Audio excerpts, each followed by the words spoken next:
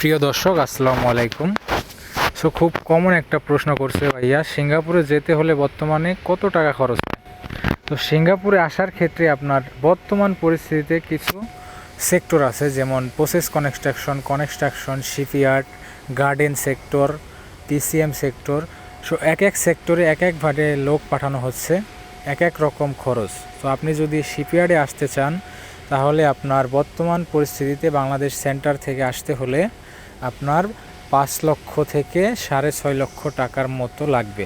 আর যদি আপনি স্কিল করে কনস্ট্রাকশন সেক্টরে আসতে চান, বর্তমানে সিঙ্গাপুর স্কিল বন্ধ, সবাই জানেন।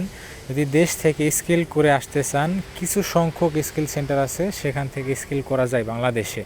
তো সেইখান থেকে আসতে হলে আপনার খরচ হবে 10 থেকে 12 লক্ষ টাকার মতো।